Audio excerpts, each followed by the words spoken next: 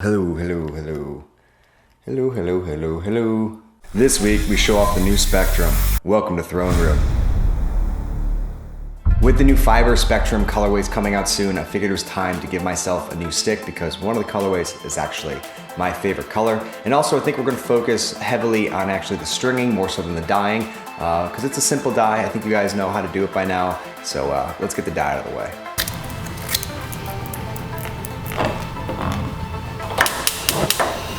And also Chris has to mix up the dye and say something weird. Sounds like a kid purring. To make it a Throne Room episode. If you're unsure how we dyed this, be sure to hit the eye in the top right hand corner. It'll take you to a previous Throne Room episode where we go over the technique of doing a nice fade. Last week we strung up the new Type eye pocket and it turned out absolutely insane. Everybody loved it and I decided I wanted it for my new setup, but I've never strung this up before in a tactic. And I figured this would be a great opportunity to explain kind of the process I go through for getting that perfect pocket. I have to warn you, this is a little lengthy, so if you need a snack, I'd pause it now and go get one.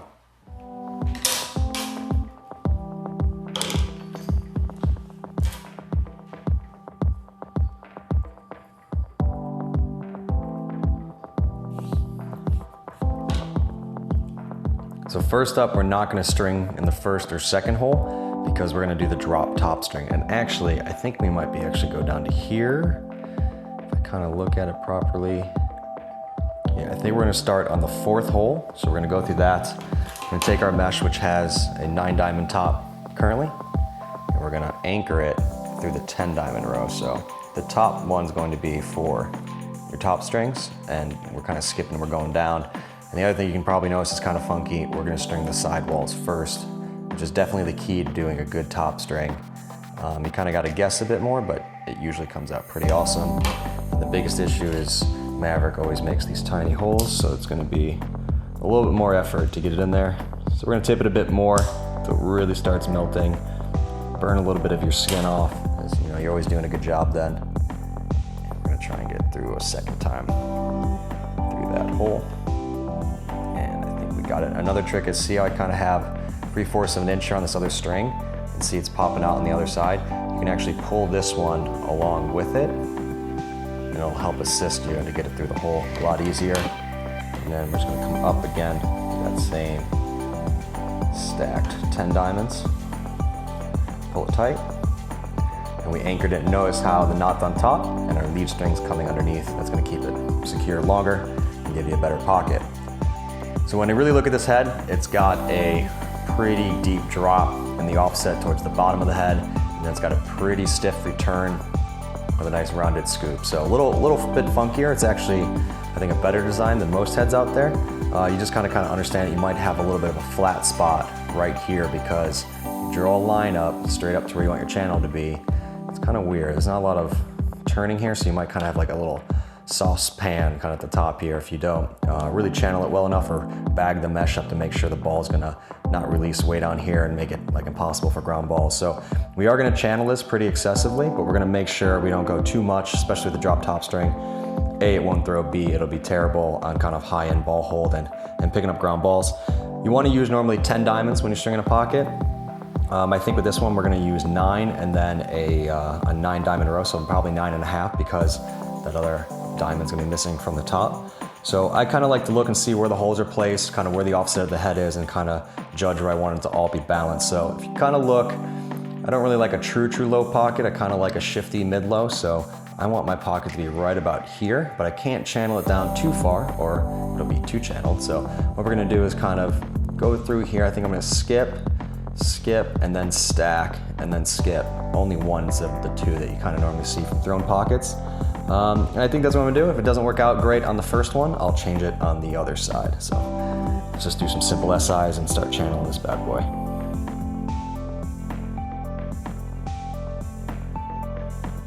Started off with a simple SI, just to kind of pull it down a little bit and make sure that we're not pulling the mesh too far out as well, so we kind of have that nice bagging at the top, so we got a little bit more hold on the ball. Next up, we're gonna skip a hole, and then we're gonna start doing our knots to try and drop the mesh out a little bit. Give us a little bit of a deeper pocket, a little bit more dynamics to it. So we're just gonna throw a knotted SI after skipping a hole.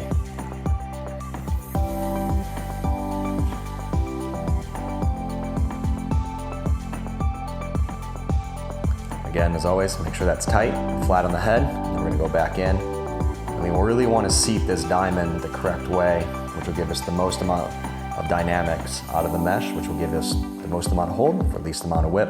So you really wanna sit it in there nice and neatly.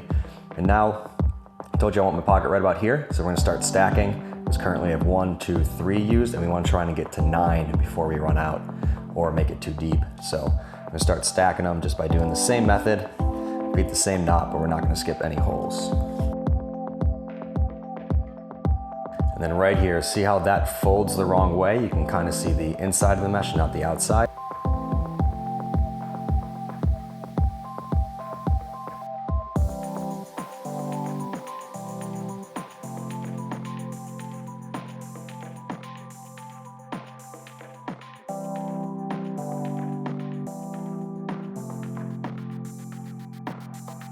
All right, so now we can count 1, 2, 3, 4, 5, 6, 7. So we have 7, we need 9. So 8, 9 is what I'm thinking. But I'm also kind of seeing now if I do 8, 9 with kind of the reflex of this head or the recurve, it's going to actually be a little bit lower of a pocket, but I'm gonna leave it. And I think what I might have to do is actually bump all of these up and then do 2 skips at the bottom, which same amount of diamonds, same amount of holes. It's just where you're skipping it is gonna define if it's a higher or a lower pocket.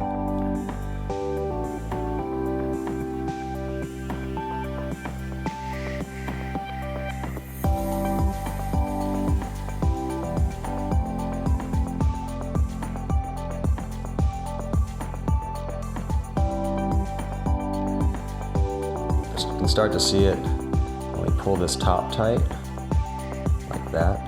We line up the center track, you can start to see where your channel's gonna come from. So, the tighter you pull this up, the more defined it's gonna get, the more you bag it out, the less defined. So it's all kind of balancing all of that out. Currently, yeah, it looks like the deepest part of our pocket is gonna be about here. I kind of want it about here, so we might have to shift that up like I was saying earlier. But I'm gonna string the other side by shifting it up, and then we'll kind of make a decision once we throw the top string in.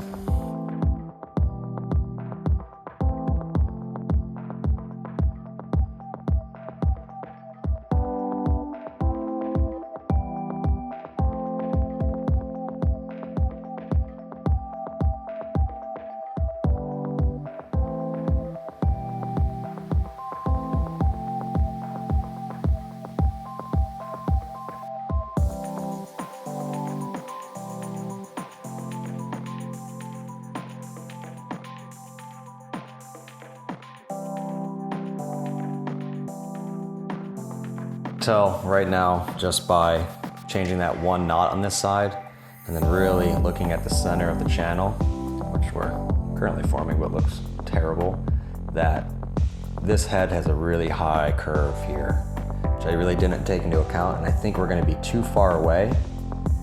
This is gonna be dropped down too much, which is going to over channel the pocket. You can already see the points, they're too low.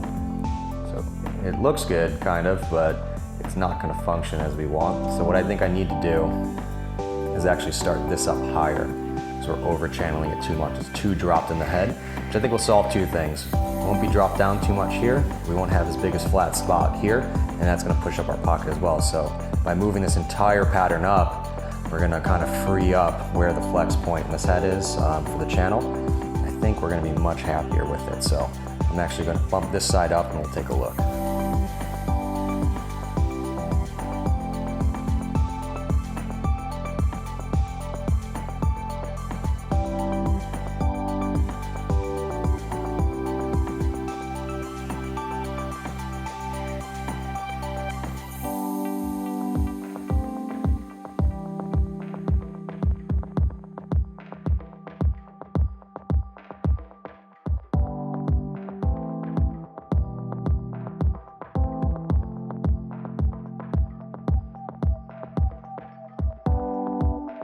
So I usually like to get like 2 or 3 knots into where I'm gonna be stacking the pocket and then take a look at it. And as you can see currently, that doesn't look good. You would think this is the better way to go, but when you pull the top tight like you're gonna do at the end, towards the center of the head, you can start to see the channel You can see this is gonna be way too much, and this is gonna be nice. It's gonna be a nice ball width, gonna give you that good hold, but with that really clean release. And the pinch point's gonna be somewhere right in there, which is gonna look a lot better. So I think this might be the way to go.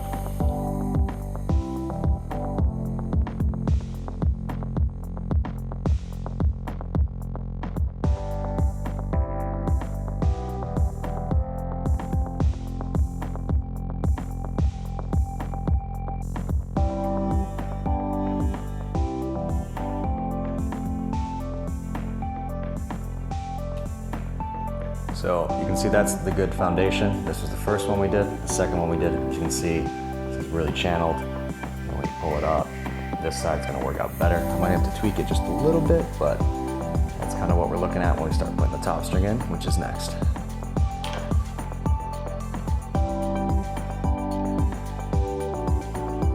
we're gonna start it off like any other string, going through that top folded 9 diamond. We're gonna go back to this guy. Like that, so they're pretty much kissing. And then we'll go front to the back. Make sure there's no bends or kinks. Come around. Pull it nice and tight.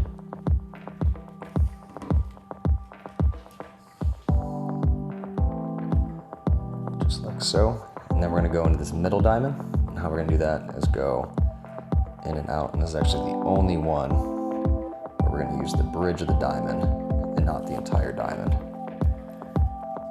going to pull that up.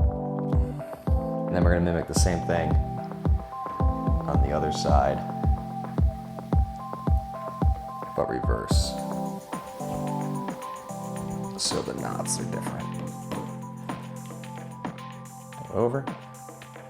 And then see the fold. Outside in.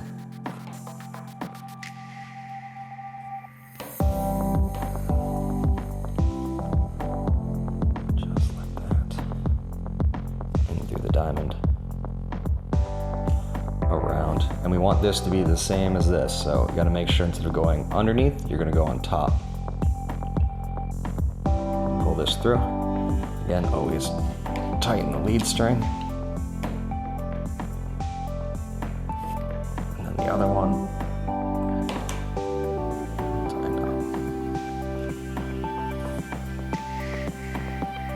And these top strings are pretty difficult to get perfect the first time. As you can see, this is not centered, but that's because we strung this way.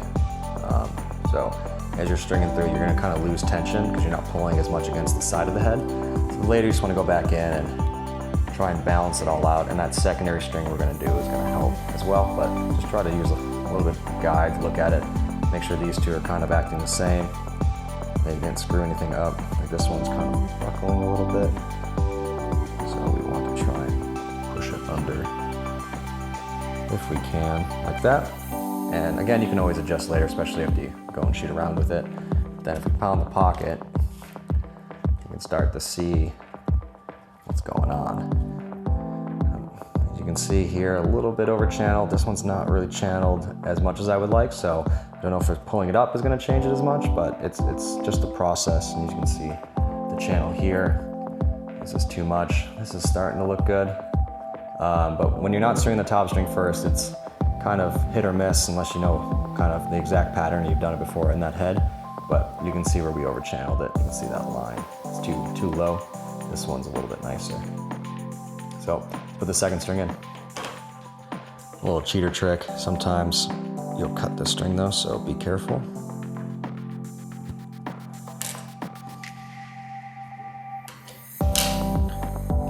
There it is. First thing we want to do is we're going to go to the back.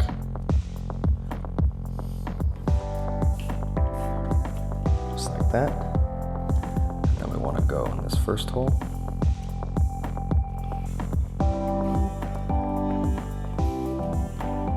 Make it nice and tight.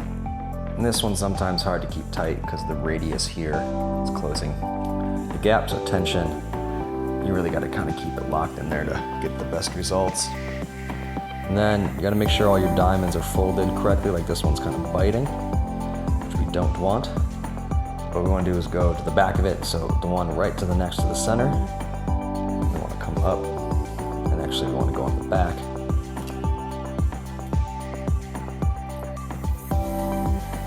I screwed up. This is the reverse, so this comes under. You want to like flip-flop, it gives it a better look, and it's always like, it's hard to remember kind of exactly which one goes where. So you kind of got to like string and then look at it. But there's our diamonds. See how these all line up? We want to go here. And then since we went under on this one, see how it goes behind the first string? We want to go in front of that string. Chris also developed this kind of weaving method here because it makes the mesh, instead of kind of floating two strings, it interlocks them a little bit better and gives you a better release, better consistency on it. And then from the inside towards the front, and right here is where you're gonna see kind of the magic happen. So nice and tight, not too tight, but nice and tight. If you go too tight, it'll be kind of wonky, or you'll bend the head. Right about there. Hold it in. Across, and I'm talking about the reverse two here. Is here we went in front of the head. This one we're going in the back of the head, so they look asymmetrical, but they look symmetrical. Different knots, but make the stick look more symmetrical is what I'm trying to say. And then again, we want to line up these diamonds, so it's actually, that's the one we want to go into. So we want to go behind and into that one, and then we want to go in front of here. Same weaving. As you can see, it's not perfectly centered, so we're gonna have to play with that, but this should help bring it over. And then on this one, we are going back and through. Like that. Let's see, bring the mesh over. Square it up. And then getting this through this is probably gonna be a giant pain. Aren't the best.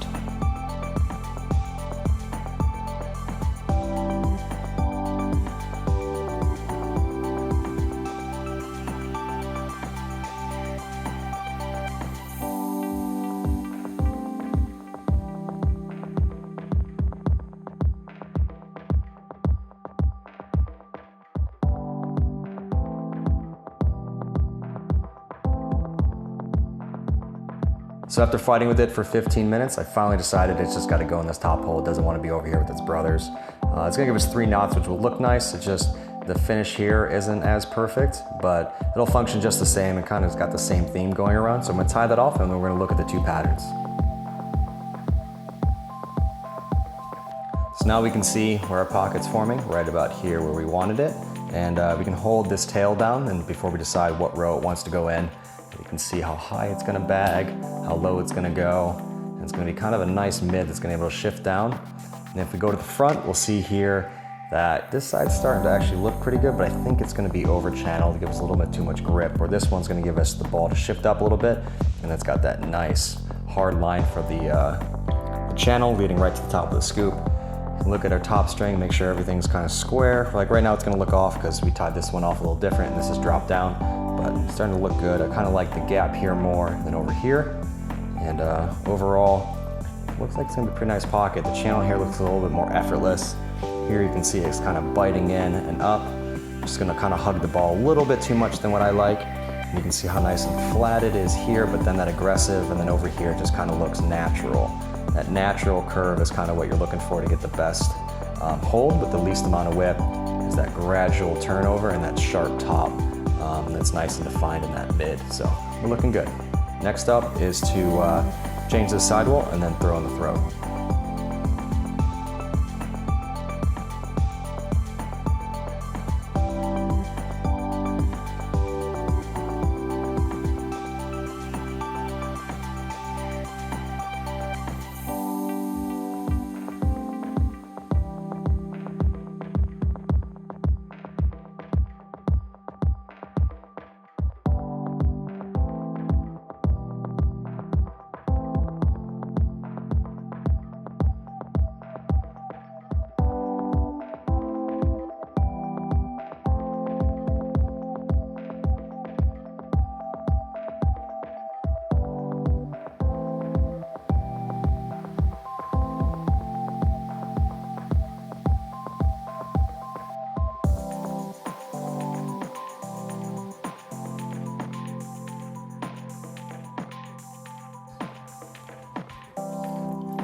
So there it is. As you can see, got a nice channel in it.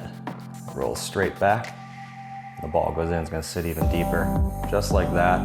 It's right where I kind of want the pocket to be able to shift, and then we're gonna tighten this up like that, and that's gonna give us our nice definition, able to shift high, able to shift low, and then have a nice quick release right there with no grab on it whatsoever, right to the center of the stick. And the offset of this head makes it kind of look like it's almost undefined. But as soon as you kind of push it in where you know the ball is gonna come out, you can really see where that channel is gonna start developing. So for the bottom of this, to make sure we're not illegal, because we're definitely on the verge of being illegal, I think we're gonna weave the 8. So we're gonna go right through here. I like to push those out and then look to the inside. And there's my 8. I think that's gonna help us stay legal, give us a nice defined kind of mid from the balls, two-handling, or two-handle cradling, and then it'll shift when we want it to. So I think we're actually gonna do a full 10 bottom string. As you can see here, I finished on the 10 here, I finished on the 10 above it, so we have the 10 here. And as you can see, the 10 that is laced in is gonna pull the mesh out. The 10 that isn't laced in is gonna pull the mesh in, so the ball is actually gonna be able to sit behind it, as you can see right there. And that's gonna give us more hold. So from the back, you can see where the ball is gonna sit out, and this one's gonna be a little more planed, which is gonna give you a little cheater hold. You're not gonna get called for it, but it's gonna add a little bit. So I'm gonna bump that up, and we're just gonna weave through the 10. What I like to do for my throats is start in the middle, go to the outside, and then go over. And what this does is it relieves a lot of the stress by the bottom string, which will make the plastic last longer down here, less of a flex, and gives you a little bit more of a softer catch.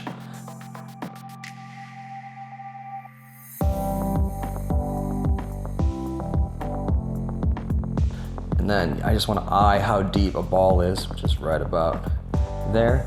Pull it in a little bit more, make the bottom nice and stiff. And then you can start to see where that ball is going to get held right behind there, just like that, which is exactly what we want. And then it's going to shift up. We'll tighten a little bit beyond that.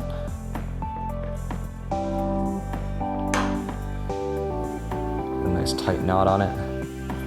And then pound it. Pull everything out. And there we go. Perfect. Exactly what I wanted. Nice defined mid. It's going to shift around a little bit. It's going to have that nice quick release. See how the release point isn't coming all the way up? It's right here. It's going to fire right out of that stick. And I think we're just going to put maybe a stacked nylon and 2 straights, just keeping it legal for NCAA and high school play, even though I don't really have to. Might as well. And then that yellow, the yellow fade is just tough as hell. I love it. For me, there's nothing better than that OG black and yellow thrown colorway. Absolutely love it. And I actually based this stick off the first stick with thrown mesh ever, which is this Warrior Evo Pro X6 with a yellow fade, black stringing, and a king pocket. Also on a levitation, some awesome throwback lacrosse gear. Really pumped to get the new one on a shaft just like this and kind of recreate one of my favorite sticks of all time.